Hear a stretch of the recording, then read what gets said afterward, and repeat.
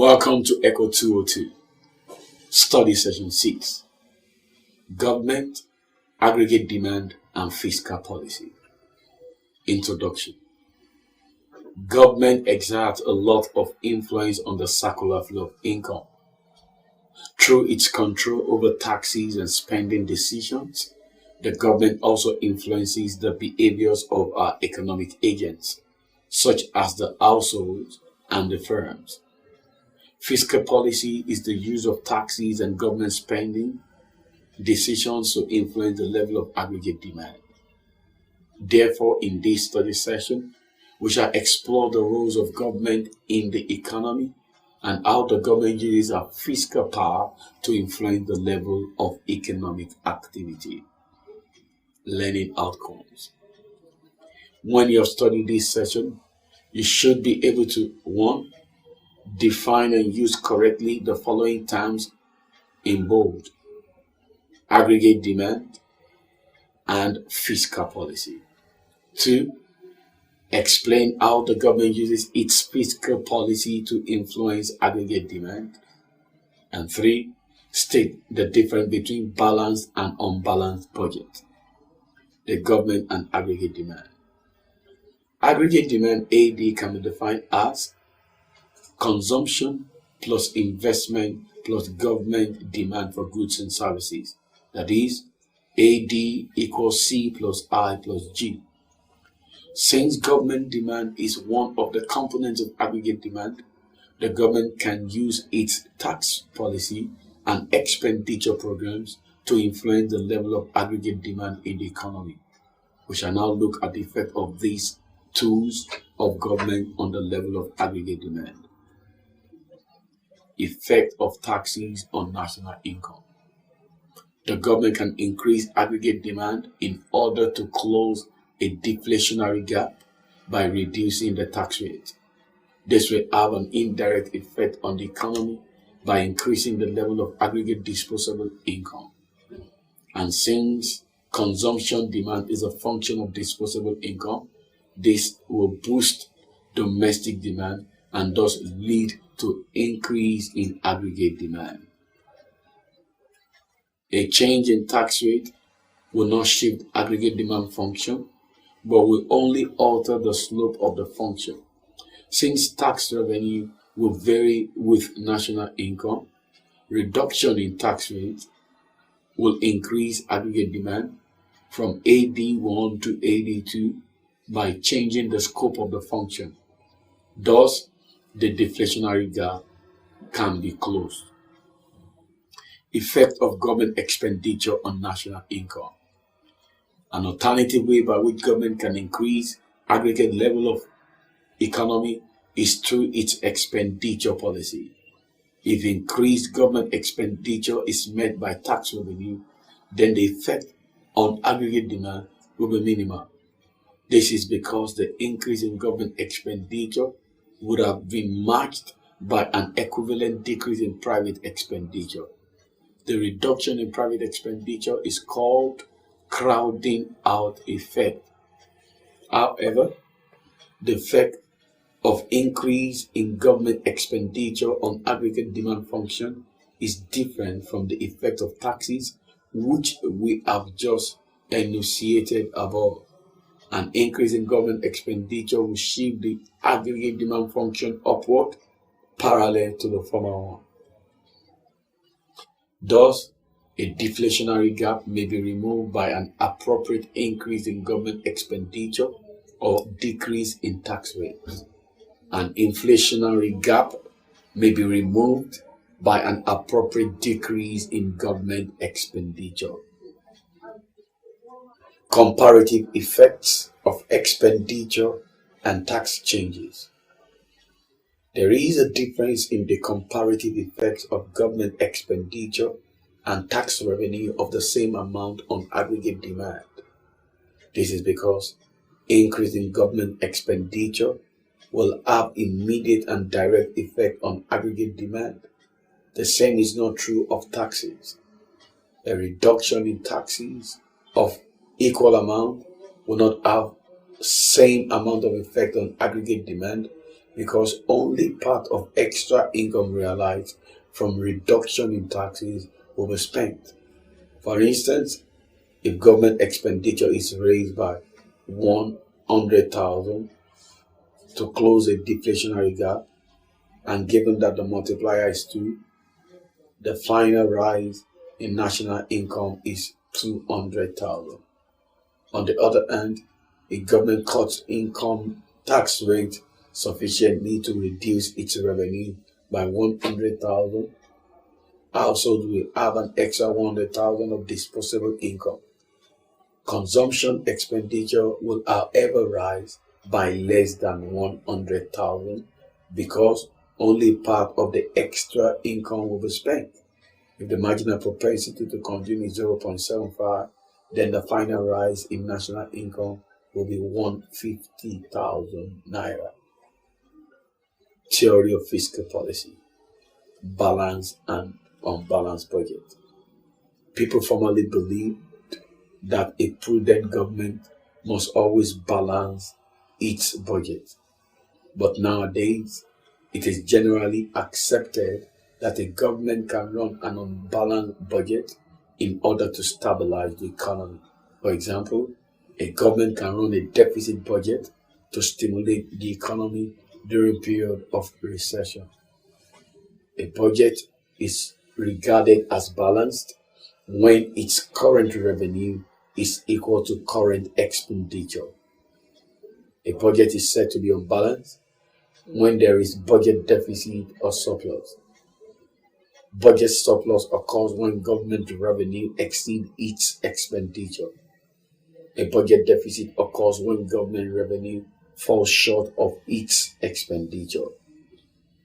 A budget can be financed either by raising taxes or through borrowing.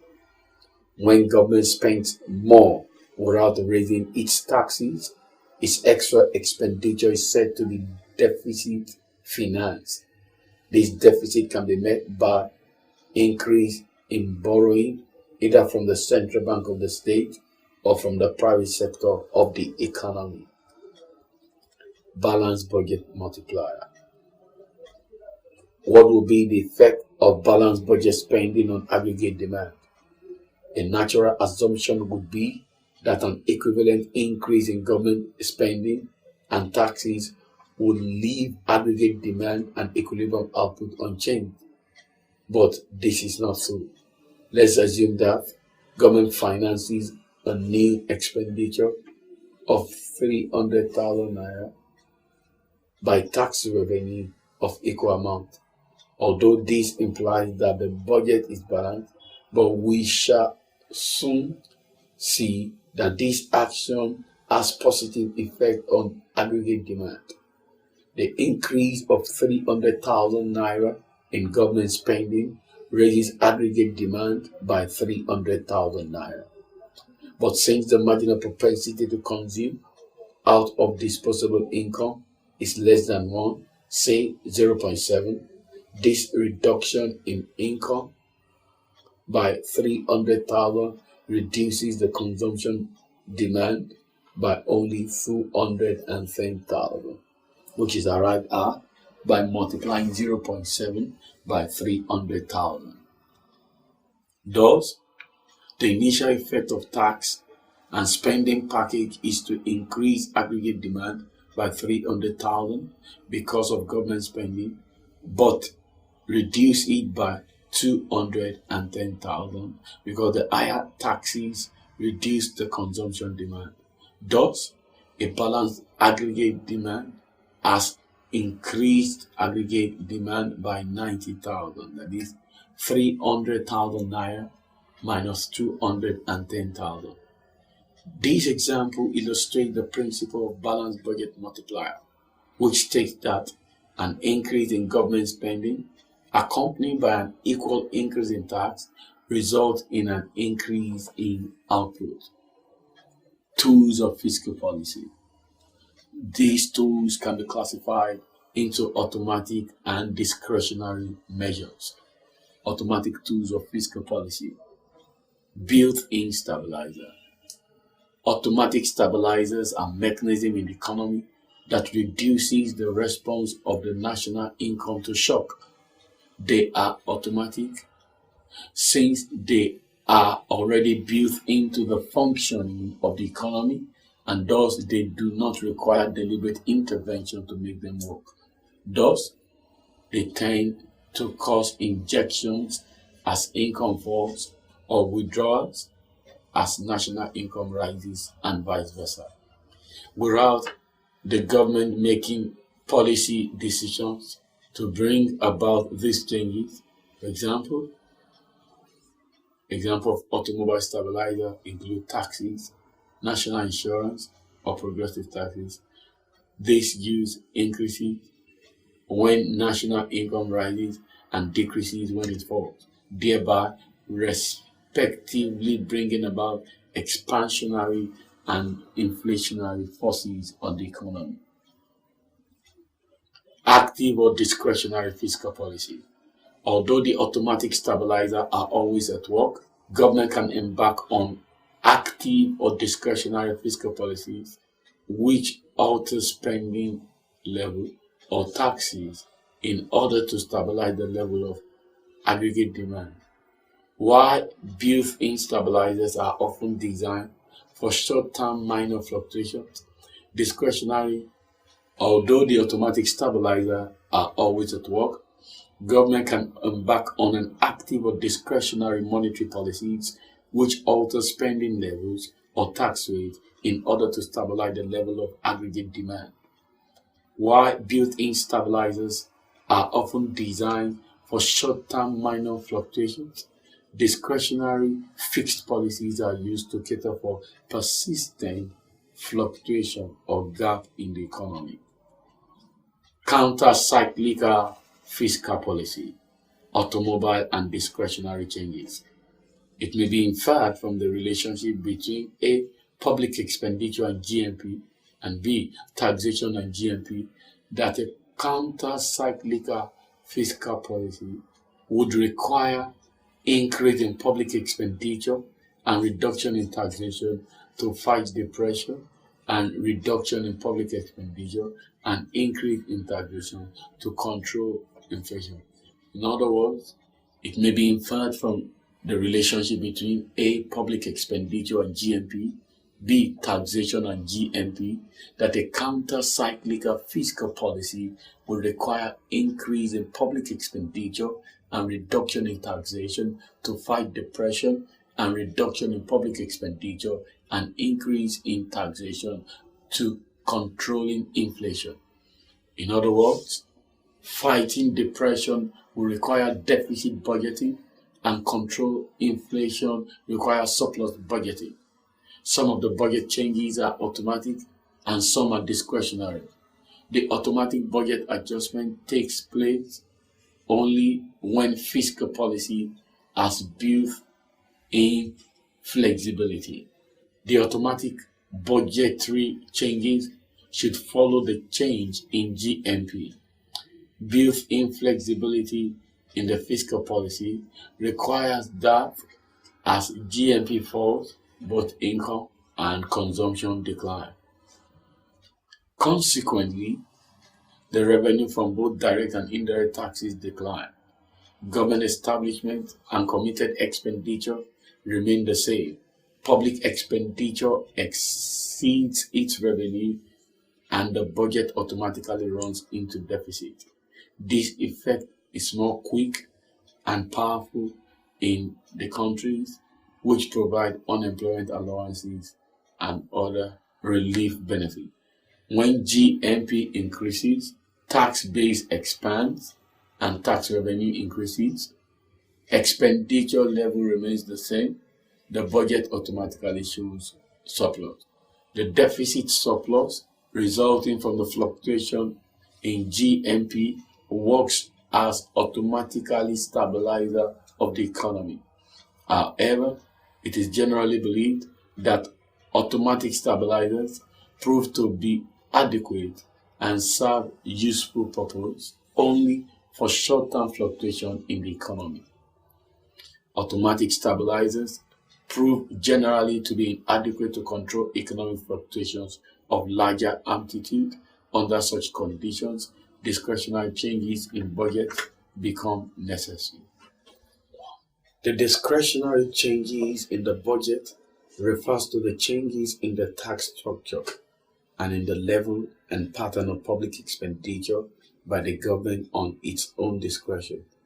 Discretionary changes include change in tax rate structure, abolition of existing taxes, imposition of new taxes, increasing and decreasing the public expenditure, changing the pattern of public expenditure, etc. Discretionary changes are so designed as to arrest the inflation and deflationary trends in the economy and to mitigate the destabilizing forces such as increase or decrease in aggregate demand. Problems in formulating counter-cyclical fiscal policy. Formulating a counter-cyclical fiscal policy is not a straightforward affair. It involves certain complications which should be borne in mind while devising the tax and expenditure policy to stabilize the economy. Eckstein has pointed out some complications as follows. 1. All expenditures do not have the same multiplied effect. For example, transfer payments by the government do not have a direct demand for goods and services.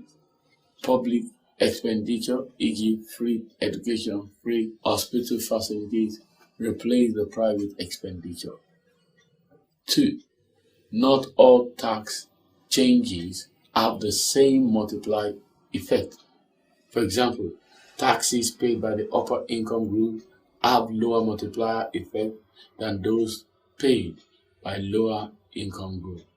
This is because of the difference in their marginal propensity to consume MPC. The multiplier effect of indirect taxes are not clearly known. Deficit financing through public borrowing may reduce private investment.